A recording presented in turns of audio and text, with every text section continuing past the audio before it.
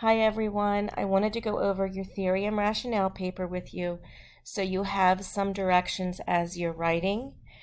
And so I wanted to let you know I am in Unit 3, Theories, Goals, and Objectives, and below the two lessons, there's the theory and rationale paper. And what we're going to be looking at right now is a good theory. Oops.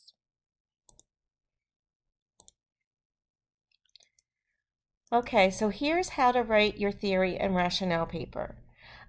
You're going to have a summary of the issue, an introduction to at least one model, a brief paragraph or up to three explaining what your program looks like.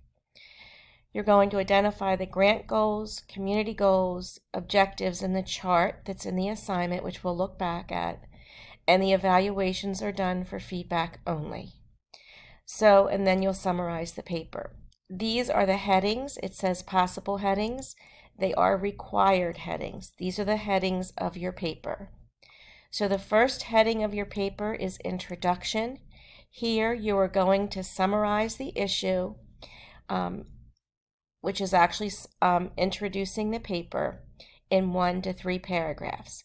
So you will take the feedback from your community analysis introduction and tweak it and make that the introduction here. The second section is called the theory and model section. Here you will have at least one model and you will clearly explain how it relates to the issue, your population, or your program. As I'm reading your work, one of the mistakes people are making is you're just simply stating something about the model. Whatever model you choose, you must specifically relate it to what you're doing. If it's precede, proceed, you'd have to talk about which predisposing, reinforcing, and enabling factors you're going to address. If it were health belief model, it would have to be what are the perceived susceptibility, severity, benefits, barriers, self-efficacy for your population and the issue. If it were diffusion theory, you would have to explain how you're going to identify the community leaders and how you're going to get them to diffuse your ideas into the population. If it is socio-ecological model, you have to list the 5 components of the model, and for at least 3 of those, list specifically how it relates to your program, population, and/or issue. So this has to be specific. Then you're going to describe your program briefly in 1 to 3 paragraphs. At this point in the semester, sometimes you don't really think you know what you're doing, but you do have some ideas because you have objectives. So this will be the beginning of a program description. I will ask you questions based on what you write to try to help you further develop it. Then you will have your goals and objectives. You'll have the grant goals, the community goals, and the objectives in the chart provided with the assignment. And we're going to look at all of this. If you wanted to fill in evaluation for feedback, you can. On the next paper, you're required to do evaluation. So if you wanted to do evaluation in this paper, you could do it for feedback. And then after the charts are done, you have a summary, which summarizes the issue in the paper in 1 to 2 paragraphs.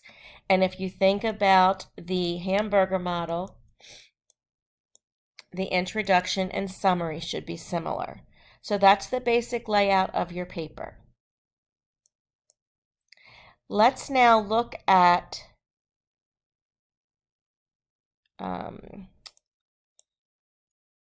see what this looks like. All right, so this is a sample paper. It's probably a C+B paper. It's not perfect, but it's designed to give you some information. All of the citations in here are fake. They're not real, but they're here to let you see what it looks like. So here is an introduction to the problem. This would need more specific data. You need data about your population. You need data about national data. You need data about whatever issue you have. So this is just an example. And then as you note at the end of it, it identifies precede, proceed. You may either then discuss your model in narrative format, which is written in a paragraph or two, or you can do it in a chart. So for example, if this were your paper, you would have predisposing, and I have listed specific items related to breast cancer in my population. So the population does not believe BSE is effective, and the population does not believe that mammography is needed. Reinforcing factors, they distrust the healthcare system. Their peers and culture do not support BSE or mammography. And enabling factors, the healthcare facilities are far away. More minority women are without insurance than white women. So this is an example. It needs to be this specific. If it is not this specific, you'll lose points. So then it would say, based on these factors, a breast health program will be established, and it tells you where it's going to be established. If you wanted to put a second model here, you can. It is not required, and you don't get extra points for having two models. It's better to have one model well developed that you really understand than to have two and not fully understand them. The next section here is a description of the program. This is a very brief description. Your description of your program should be more than this. So as it says here, the program is going to address knowledge, attitudes, and behaviors to increase BSE and mammography and decrease mortality rates. It says they're often difficult to document because of the private nature, and for this reason, some behaviors will measure intention to perform behaviors, and it talks a little bit about that. The other thing that should be here, just to tell you about the program, this is the kind of information you would need. In this program, or at Church by Name in Park Heights and Church by Name, give the names, in Highlandtown, workshops will be held the first Sunday of every month following the last church service. At these sessions, there will be 6 months worth of activities and material covered. And then I would list the 6 topics, and I would explain a little bit about that. That would just be one part of this program.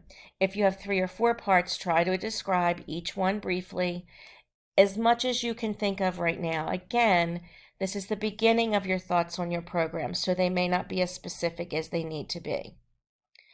So here are the program goals and objective charts. Here's the grant goal: decrease breast cancer in African American and Latina women. And this should say,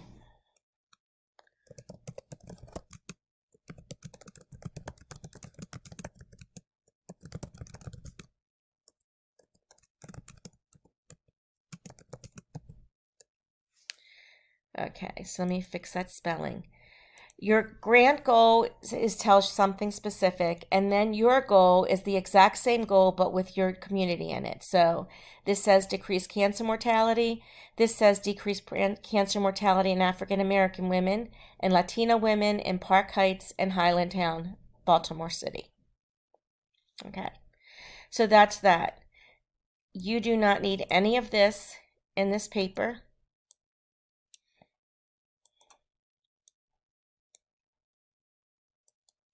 You're going to have objectives. So by the end of the first year, minority women in the program will show a 25% improvement in attitude toward mammography. And this is the part that will be graded, this column. And you can see there's lots of objectives here. Then on the right-hand side, if you want to put assessment in here, feel free to do so.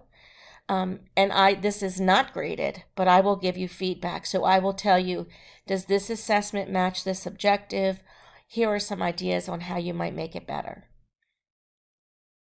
And you will have one chart for each goal. If you have one goal, you have one chart that will be very big. And if you have 2 goals, you'll have 2 charts. I don't think anybody has 3 goals. And then what's missing here is a summary. So that is a basic idea of what your paper should look like. Hopefully that's helpful. The planning chart that you were given in your theory and rationale outline is the same planning chart that you'll use here. And just to show you, this is what the, excuse me, this is what the scoring rubric looks like. Do you have an introduction to the population and problem? Do you have theories that show you clearly understand them and can relate them to your program? Do the theory goals and objectives match the overarching goals of the grant? Do the theory's goals and objectives align with each other? And are your objectives SMART? That is the factual content base.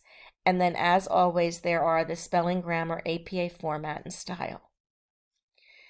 If you have any questions, please do not hesitate to ask. The goal is to use your assignments in this unit to help you write this paper. Hopefully these directions also help, and I'm more than happy to take any questions you have.